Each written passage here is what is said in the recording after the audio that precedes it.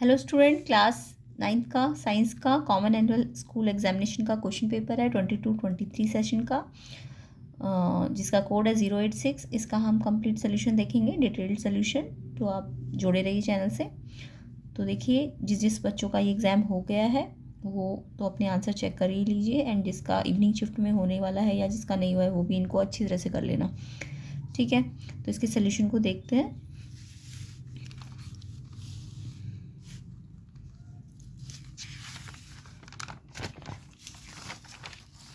तो section A में सबसे फर्स्ट क्वेश्चन आया था आपका, विच of the following is not an example of chemical change. तो इनमें से कौन सा है जो केमिकल चेंज नहीं है। तो देखिए, राइपनिंग ऑफ फ्रूट तो केमिकल चेंज होता है, कोरोजन ऑफ आयरन भी केमिकल चेंज होता है, मिल्क कर्ड बन जाता है वो भी केमिकल चेंज है। अब इन्होंने यहाँ बोला केमिकल चेंज नहीं है, तो देखो मेल्टिंग ऑफ वैक्स, वैक्स जब मेल्ट करता है तो उसकी प्रॉपर्टी चेंज नहीं होती है। तो मेल्टिंग ऑफ वैक्स एक फिजिकल चेंज है, तो ये ही आपका आंसर है, क्योंकि आपको केमिकल चेंज नहीं वाला बोला है, तो यानी कि सी आंसर ठीक है इसका। तो फर्स्ट क्वेश्चन का आंसर क्या होगा, मेल्टिंग ऑफ वैक्स, ठीक है। तो जिन जिन बच्चों ने यही लिखा है कमेंट बॉक्स में आंसर बताना, यही लिखा है, और फिर अपना ओवरऑल चेक कीजिए आपके कितने सही है, कितने आप इनकरेक्ट करके आए हो। सेकंड क्वेश्चन देखेंगे, तो हिंदी मीडियम वाले भी देख सकते हो इसको, ठीक है।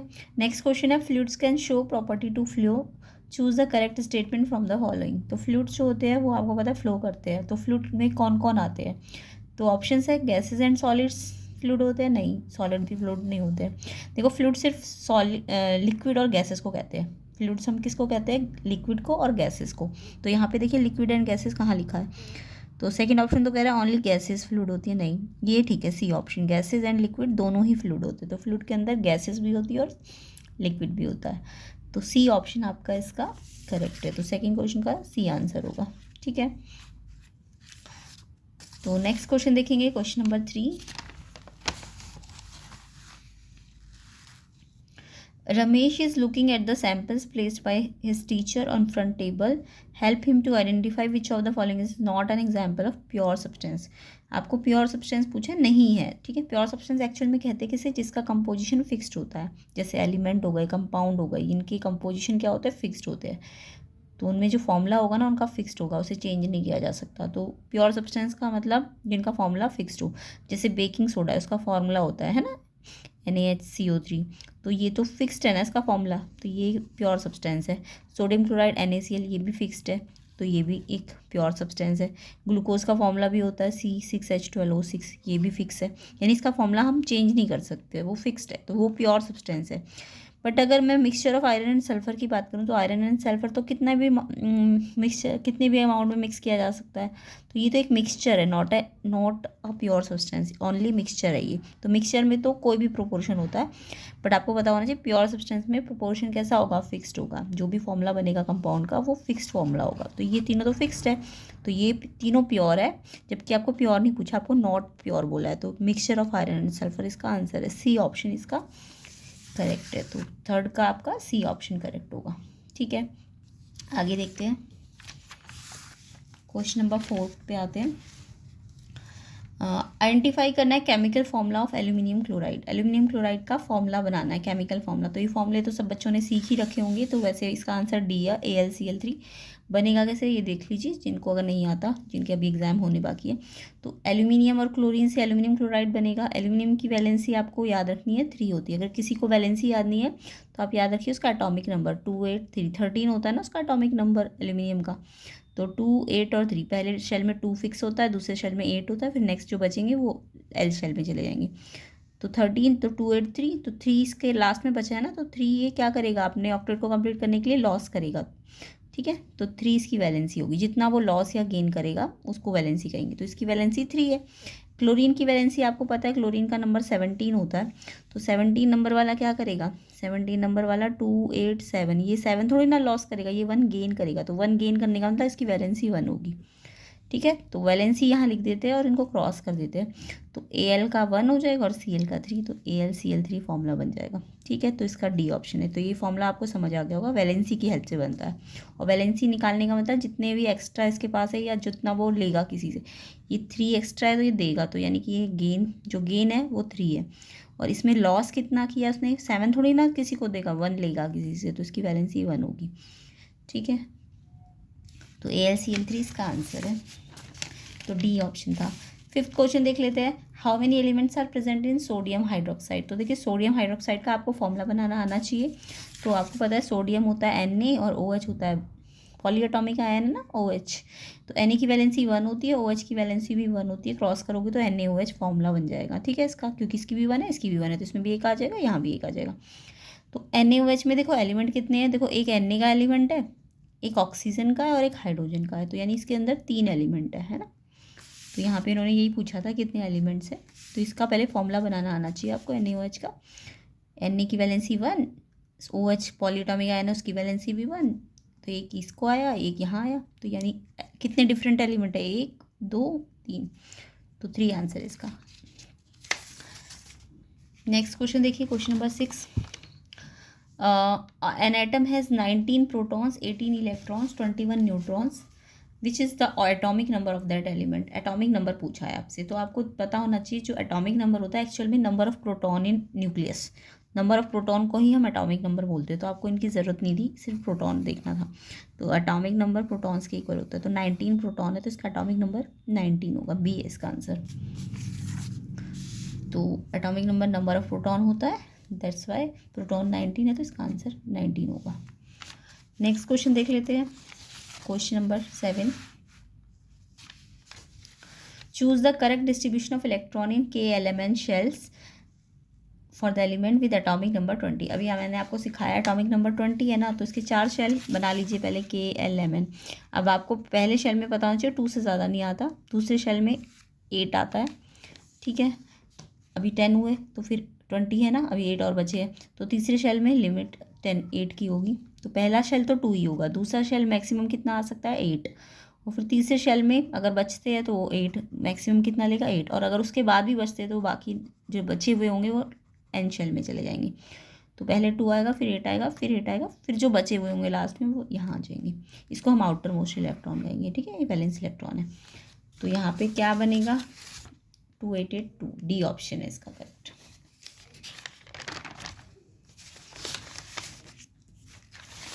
क्वेश्चन नंबर 8 देखेंगे, a cell placed in solution get shrink.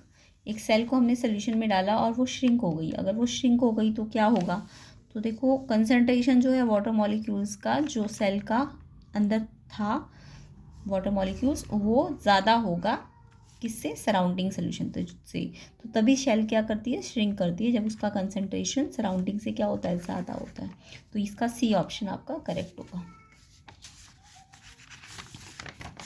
तो ये क्वेश्चन का सी ऑप्शन है, ठीक है, श्रिंक सेल कब करती है। नेक्स्ट क्वेश्चन देखेंगे, 9th question, cartilage is found in. Cartilage कहाँ पाई जाती है, kidney, heart, lung, external ear. External ear में कार्टिलेज मिलती है आपको, ठीक है, तो एक्सटर्नल ईयर ठीक है इसका, बी आंसर ठीक है इसका, एक्सटर्नल ईयर। नेक्स्ट क्वेश्चन,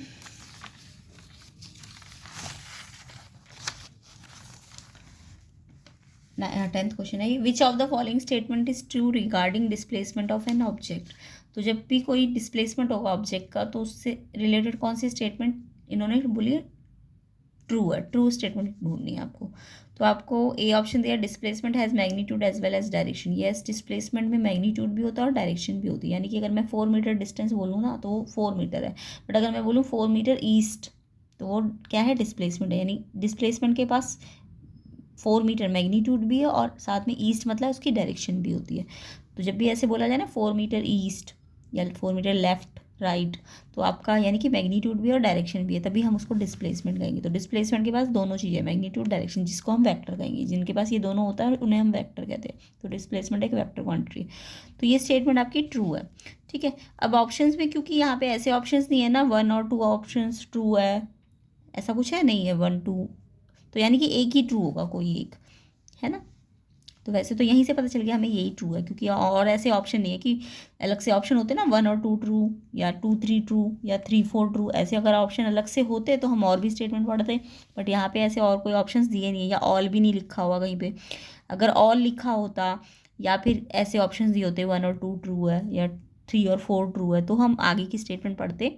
अभी तो हमारा को दिखा है कि ये वाला स्टेटमेंट ए ऑप्शन ठीक है, डिस्प्लेसमेंट मैग्नीट्यूड भी होता है, डायरेक्शन भी है, ठीक है, तो यही वाला आंसर होगा। बट फिर भी पढ़ लेते हैं। बी ऑप्शन कहता है कि magnitude of displacement higher than distance. No, distance और डिस्प्लेसमेंट का मैग्नीट्यूड सेम होता है, ये रॉन्ग लिखा हुआ है। डिस्प्लेसमेंट का मैग्नीट्यूड में डायरेक्शन नहीं होती, डायरेक्शन तो होती है डिस्प्लेसमेंट में, ये भी फॉल्स है। डिस्प्लेसमेंट कभी जीरो नहीं हो सकता, नो, हो सकता है डिस्प्लेसमेंट जीरो, डिस्टेंस जीरो नहीं हो सकती बट डिस्प्लेसमेंट जीरो हो सकता है, तो ये सारे फॉल्स है। वैसे भी हमें पता चल गया था ये ऑप्शन हमारा शुरू का ही ट्रू है ना, तो ए आंसर है, क्योंकि आपको ऑल वाला ऑप्शन कोई था नहीं, तो हमें बाकी देखने की ज़रूरत नहीं थी, ठीक है, तो ए ऑप्शन इसका करेक्ट होगा।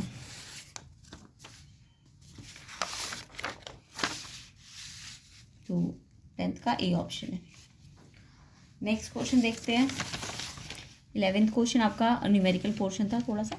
The forces applied to two bodies of masses 80 kg and 20 kg, and ये मासेस गिवन है उनके, और फोर्स आपको दिया हुआ 20 न्यूटन एंड 60 न्यूटन। ध्यान से आपको यूनिट से पहचानना है, ये न्यूटन में है ना, तो ये फोर्स है, ये F1 है, ये F2 है, और ये F1 का मास है, ये F2 का मास है, ठीक है। तो आपको न्यूमेरिकल क्वेश्चन था, आपको एक्सीलरेशन का रेशो बोला था, एक्सीलरेशन का रेशो, तो फोर्स और मास जब दिया होता है तो एक्सीलरेशन कैसे निकलता है, सबको आता होगा फॉर्मूला।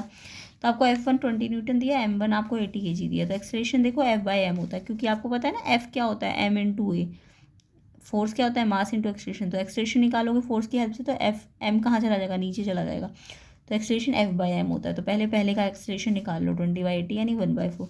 ऐसे सेकंड वाले का एक्सीलरेशन भी निकाल लो, ये फोर्स है, ये मास है, तो इसका एक्सीलरेशन F/m, F कितना है इसका 60 और इसका मास है 20, तो यहाँ से 3 ऊपर आएगा, है ना, यहाँ तो अपॉन में आया था, यहाँ 3 ऊपर आएगा। तो अब आप एक्सीलरेशन का रेशो निकालोगे, तो पहले इसका ऊपर रखोगे और इसका नीचे रखोगे। अब आपको पता है ये फ्रैक्शन है और ये भी फ्रैक्शन बना लो 3/1, तो ये वाला नीचे वाला फ्रैक्शन उल्टा हो जाता है, डिवाइड जब होता है ना तो रेसिप्रोकल हो जाता है, तो ये 1/12 आएगा इसका आंसर, 1:12। डी ऑप्शन इसका करेक्ट होगा। तो देखो डी ऑप्शन इसका करेक्ट होगा। आगे क्वेश्चन देखते हैं।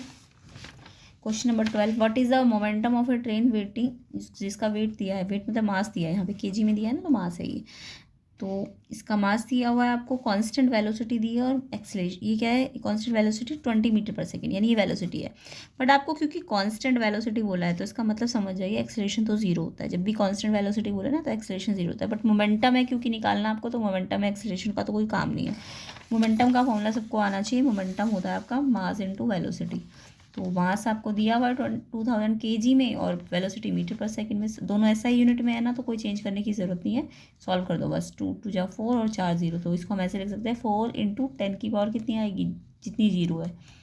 तो ये ऑप्शन आपका क्या है, ये देखो मास kg और मीटर पर सेकंड, तो ये मोमेंटम की यूनिट होती है, ठीक है, तो ये आपका मोमेंटम आ गया, तो ये ऑप्शन है सी।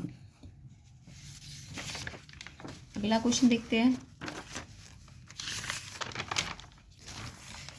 Before playing the orchestra in a musical concert, a sitarist try to adjust the tension and pluck the string suitably। मतलब वो क्या कर रहा है कि जो स्ट्रिंग होती है सितार की, उसको क्या करता है, प्लक करता है और टेंशन को एडजस्ट करता है, जो उस पर फोर्स लग रहा होता है सितार की स्ट्रिंग पे, तो वो उसको एडजस्ट करता है। रीज़न क्या है इसके पीछे, वो क्यों एडजस्ट कर रहा है, कि लाउडनेस को एडजस्ट करने के लिए, कि एम्पलीट्यूड को एडजस्ट करता है, इंटेंसिटी को एडजस्ट करता है, कि फ्रीक्वेंसी को। तो जब भी वो प्लग करता है स्ट्रिंग को और टेंशन एडजस्ट करता है, तो वो उसकी फ्रीक्वेंसी को एडजस्ट करता है, तो डी ऑप्शन इसका करेक्ट है, ताकि उसकी फ्रीक्वेंसी किसके साथ एडजस्ट हो जाए, म्यूजिकल इंस्ट्रूमेंट्स के साथ। तो इसका आंसर क्या है, डी ऑप्शन, ठीक है, क्वेश्चन 13 का। नेक्स्ट क्वेश्चन देखेंगे, question number 14, the distance between two consecutive crest और ट्रफ इज एक्स। तो देखो जब भी कोई आपको क्रस्ट और ट्रफ तो पता है ना, क्रस्ट मतलब जैसे ये क्रस्ट होती है ऊपर वाला पार्ट, और नीचे जो जाता है वो ट्रफ होता है। तो ये जो क्रस्ट से लेके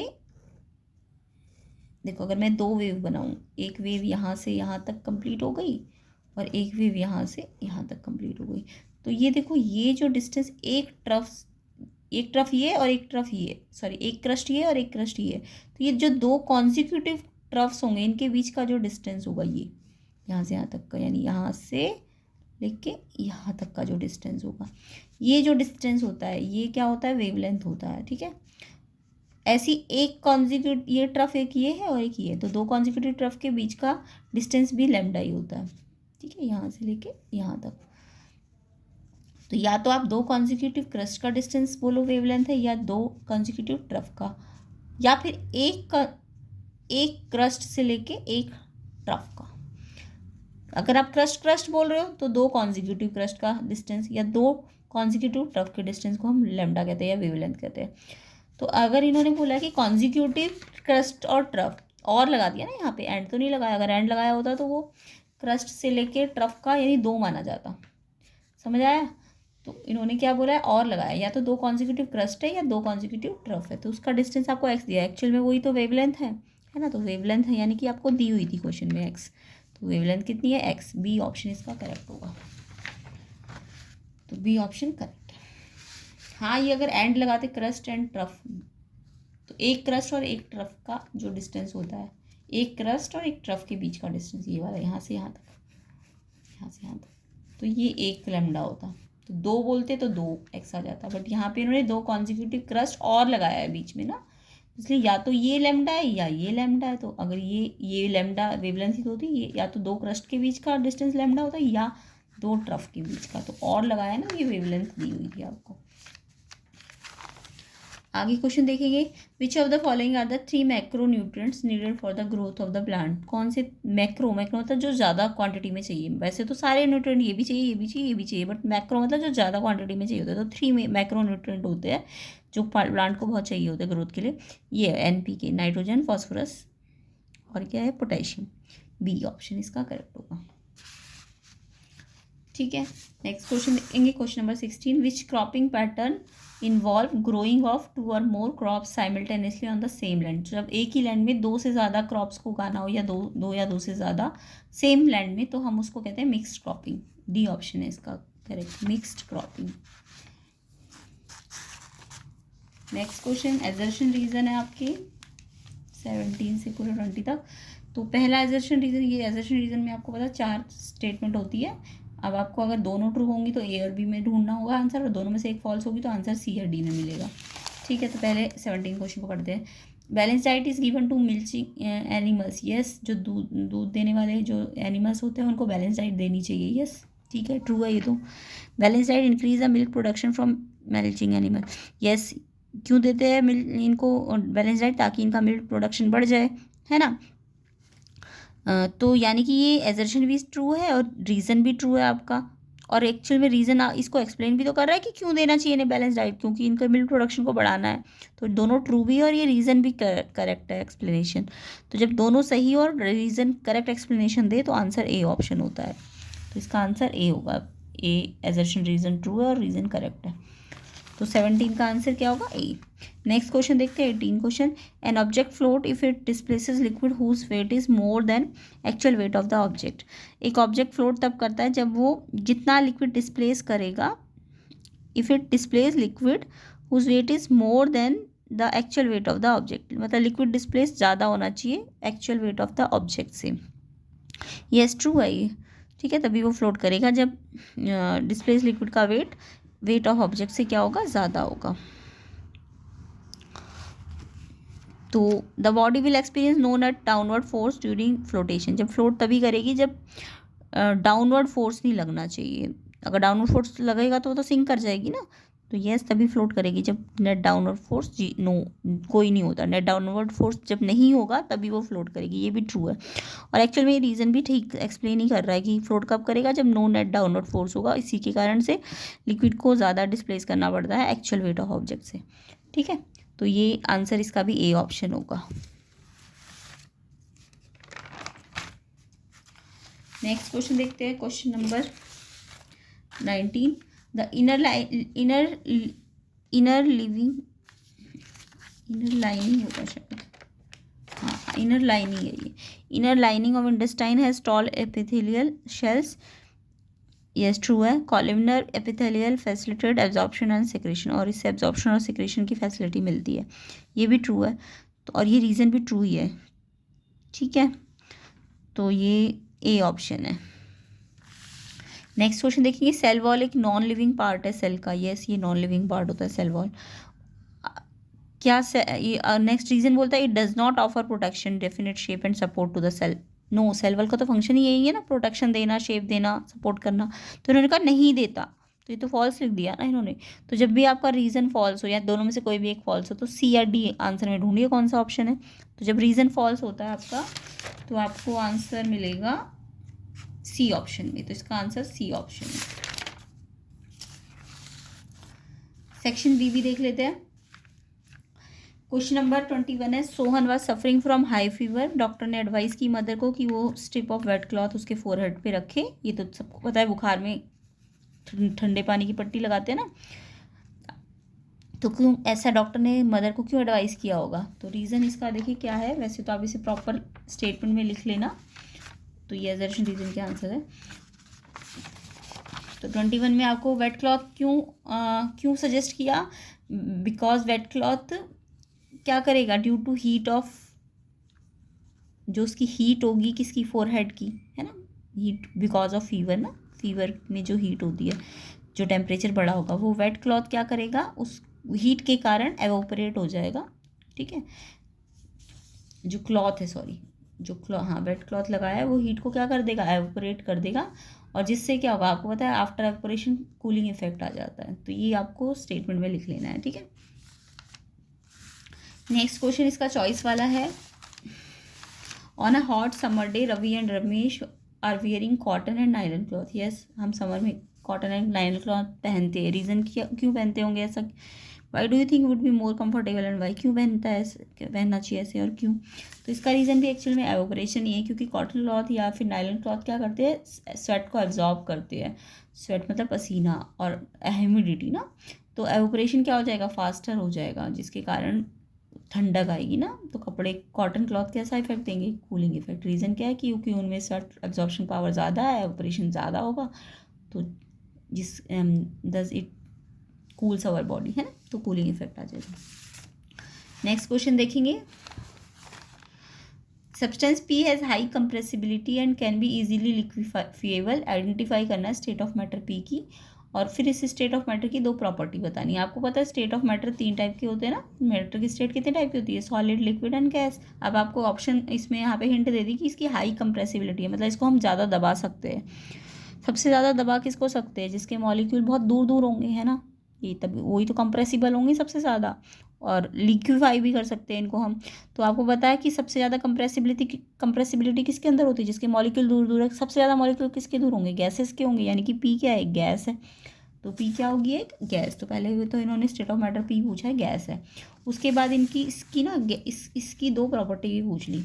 तो गैसेस की प्रॉपर्टी तो सबको पता है, एक तो मॉलिक्यूल बहुत दूर दूर होते हैं, तो मॉलिकुलर दूर दूर होंगे तो इंटरमॉलिकुलर स्पेस ज़्यादा होगा इनमें। उसके अलावा जब ये दूर दूर होंगे तो इनका जो फोर्स ऑफ अट्रैक्शन होगा बिटवीन मॉलिक्यूल्स, वो कैसा हो जाएगा? बहुत कम हो जाएगा, जिससे आप इजीली उसको क्या कर पाओगे? कंप्रेस कर पाओगे। इसके अलावा अगर ये पूछते हैं एक्स्ट्रा इन्फॉर्मेशन है कि लिक्विफाइड आप गैसेस कौन कौन सी गैसेस जो लिक्विफाइड होती है, जैसे CNG, LPG, तो ये एक्स्ट्रा इन्फॉर्मेशन है। ठीक है, नेक्स्ट क्वेश्चन नंबर 23 देखेंगे। Define isobar. आइसोबार देखो, आइसोटॉप तो सबको पता है। आइसोटॉप क्या होता है? जिसका एटॉमिक नंबर सेम हो, मास नंबर डिफरेंट हो। बट आइसोबार क्या होता है? जिसके मास नंबर सेम होते हैं बट एटॉमिक नंबर डिफरेंट होते हैं, ये उल्टा होता है उसका। ठीक है, तो यहाँ पे क्या लिखना है? आइसोबार में आपको एलिमेंट है same mass number but different atomic number. तो इसके एग्जाम्पल्स आपको याद रखने हैं। देखो जैसे कि पोटेशियम है, आर्गन है, कैल्शियम है, इनके देखो एटॉमिक नंबर तो सबके सेम डिफरेंट है। ये 19 होता है, ये 18 होता है, ये 20 होता है, बट इनके मास नंबर जो ये ऊपर होते हैं, ये मास नंबर होते हैं, ये मास नंबर इसके ना डिफरेंट होते, सॉरी सेम होते हैं इनके सबके। एटॉमिक नंबर डिफरेंट है बट मास नंबर सेम है, तो इनको हम क्या कहते हैं? आइसोबार। तो आइसोबार के एग्जाम्पल्स है। ठीक है, अब इन्होंने पूछा है इसके आगे का क्वेश्चन, क्या आइसोबार में भी सिमिलर केमिकल प्रॉपर्टी होती है आइसोटॉप में? देखो आइसोटॉप में सिमिलर केमिकल प्रॉपर्टी क्यों होती है? क्योंकि उनके number of atomic number same होते हैं। एटॉमिक नंबर सेम का मतलब उनके न्यूक्लियस के अंदर प्रोटॉन सेम होते हैं। अगर प्रोटॉन सेम होंगे तो उनकी सिमिलर केमिकल प्रॉपर्टी होगी। तो केमिकल प्रॉपर्टी किस बेसिस पे निकाली जाती है? प्रोटॉन के नंबर के बेसिस पे। जिसके नंबर ऑफ प्रोटॉन सेम, उनकी केमिकल प्रॉपर्टी सेम होती है। बट आइसोबार में हम लिखेंगे क्योंकि एटॉमिक नंबर डिफरेंट है आइसोबार में, तो उनकी केमिकल प्रॉपर्टी भी क्या हो जाएगी? डिफरेंट हो जाएगी। नेक्स्ट क्वेश्चन है question number 24। How does fungi and bacteria withstand much greater changes in surrounding medium than animal cell? मतलब जो फंजाई और बैक्टीरिया ग्रुप है वो एनिमल सेल से ज़्यादा क्या करता है? सराउंडिंग के साथ चेंज कर लेता है अपने आप को, ज़्यादा चेंज कर लेता है। रीज़न क्या है इसके पीछे? तो इसके पीछे रीज़न है कि उनके पास ना सेल वॉल होती है, due to presence of cell wall, जो उन्हें क्या देती है, रिजिडिटी देती है, बहुत रिजिड बना देती है सेल वॉल, उन्हें ऑफर रिजिडिटी। दैट्स वाई वो सराउंडिंग के साथ ज़्यादा क्या करते हैं, चेंज सफ़र कर लेते हैं। नेक्स्ट क्वेश्चन है, a man is walking on the 200 metre long circular track, he take 4 round and the end he came back to point where he started his journey. तो एक मैन था जिसने एक सर्कुलर ट्रैक में कितना, circular track का देखो 200 metre मतलब उसकी सरकमफ्रेंस दे दी इन्होंने। सर्कुलर ट्रैक कितना लंबा है, यानी सर्कुलर ट्रैक की क्या दी हुई है, सरकमफ्रेंस दी हुई है। तो उसने उसके 4 राउंड लगाए, यानी सरकमफ्रेंस के 4 बार चक्कर लगा दिए। तो उसके बाद वो वापस जहाँ था वहीं आ गया, ठीक है। तो अगर टोटल डिस्टेंस की बात करेगी, क्वेश्चन आपका जो DOE का सैम्पल पेपर है उसमें भी था, तो वहाँ भी मैंने आपको समझा दिया था कि जब भी आप सर्कुलर ट्रैक में जितने टर्न करोगे, अगर डिस्टेंस निकालनी है तो पेरीमीटर या सरकमफ्रेंस को नंबर ऑफ टर्न से क्या कर देना, मल्टीप्लाई। तो पेरीमीटर या सरकमफ्रेंस आपको 200 दी हुई है ना, रेडियस थोड़ा ना दी है, पूरा पेरीमीटर, उसका पेरीमीटर दिया हुआ है। तो पेरीमीटर अगर रेडियस दे दो तो आप सरकमफ्रेंस 2πr करके निकाल लेना, लेकिन यहाँ पे डायरेक्ट आपको सरकमफ्रेंस दे दी कितना लंबा ट्रैक है वो। तो पेरीमीटर को जितने बार राउंड लगाया उसने उससे मल्टीप्लाई करोगे तो डिस्टेंस आ जाएगा।